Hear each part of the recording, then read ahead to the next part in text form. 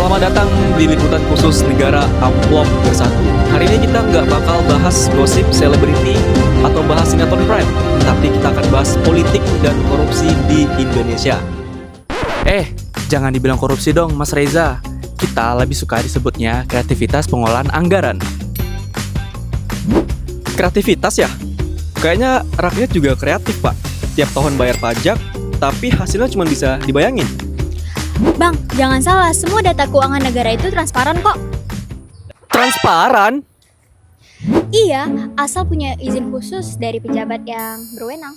Berarti rakyat cuma boleh lihat kalau udah kenal orang dalam dong. Bukan begitu, kami menjaga rakyat agar tidak salah paham. Atau biar rakyat nggak keburu sadar? Katanya negara terus berbenah. Tapi setiap kali dibersihkan, yang kotor malah pindah tempat. Nah, mari kita lihat bagaimana para wakil rakyat menjaga semangat lewat janji manis tanpa gula.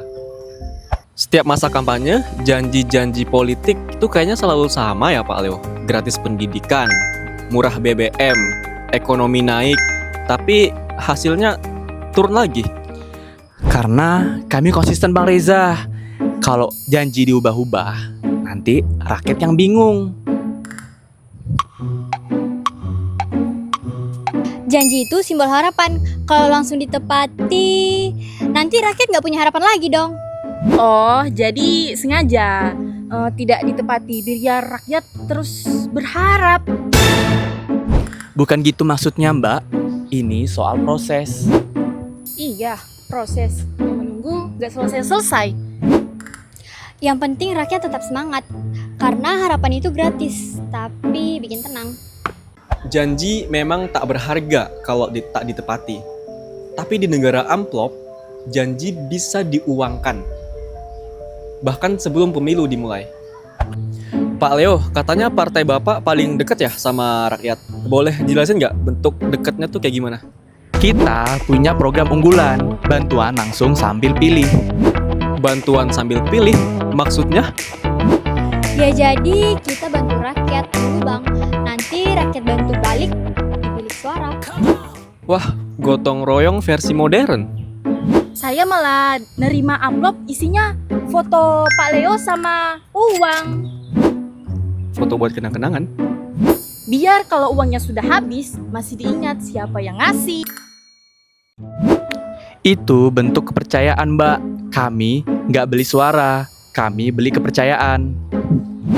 Dan bonusnya dapat suara. Luar biasa sistem ekonomi sirkular.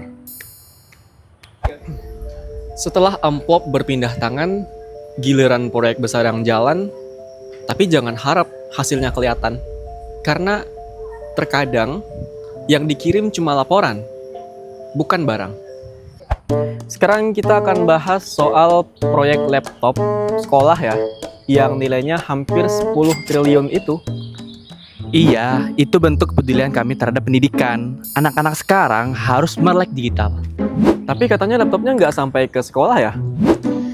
Masih nunggu proses pengiriman kali bang.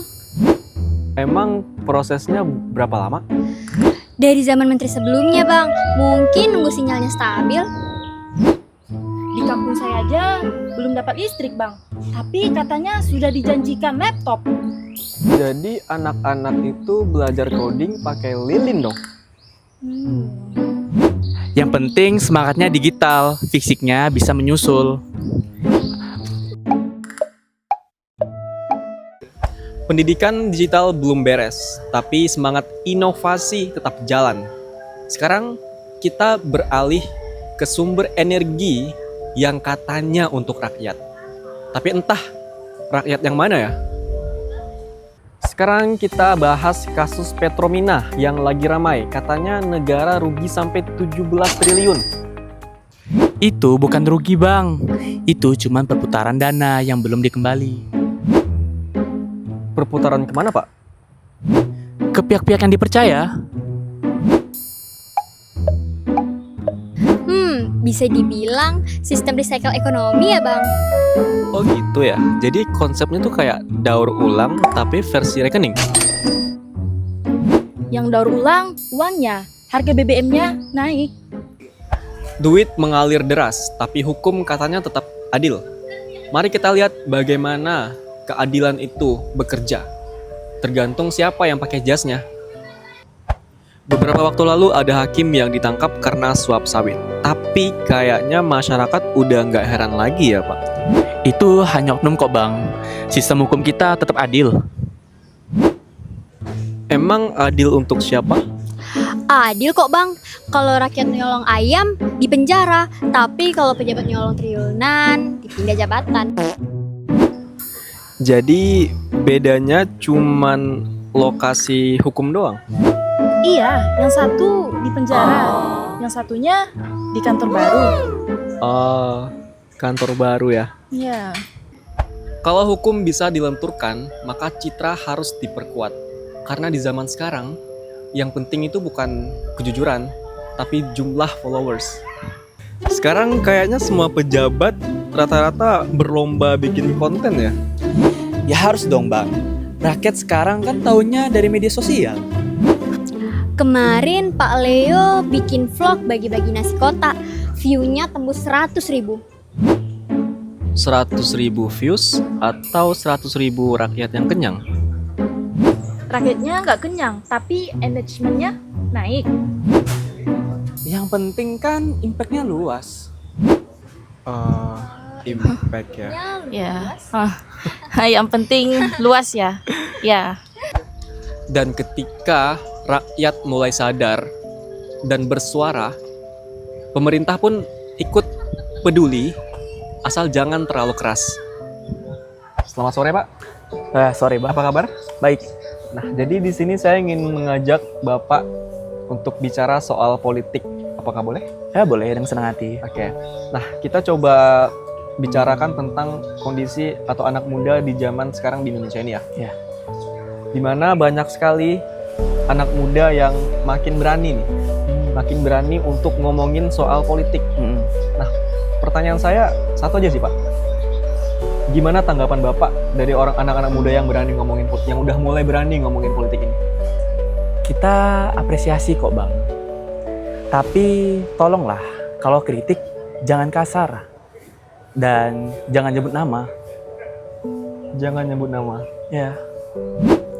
Iya, lebih baik kirim lewat email, nanti kami baca kalau ada waktu. Ya kalau lewat email kan ya nggak bakal viral kak. Jadi biasa kalau nggak viral itu bakal tidak direspon. Kan nggak semua hal harus viral.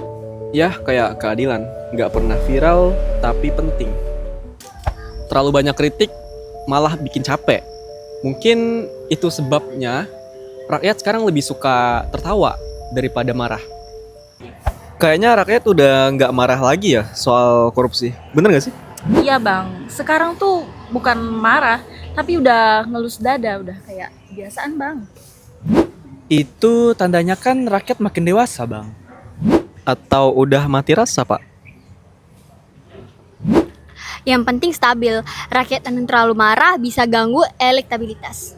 Ya, stabilitas harga diri mungkin ya. Bisa jadi? Tapi di balik semua tawa itu, masih ada harapan kecil. Harapan bahwa suatu hari nanti, amplop nggak lagi jadi simbol persatuan. Korupsi di Indonesia bukan cuma tentang uang, tapi tentang kepercayaan yang terus bocor pelan-pelan. Gimana tanggapan Bapak tentang ini? Kami kedepannya akan terus berbenah kok bang. Berbenah supaya bersih atau supaya nggak ketahuan? Dua-duanya sih bang, yang penting citra tetap terjaga. Kadang kita udah terlalu sering ketawa soal korupsi, sampai lupa kalau ini bukan hal yang lucu. Kalau terus dibiarkan, lama-lama jadi biasa aja.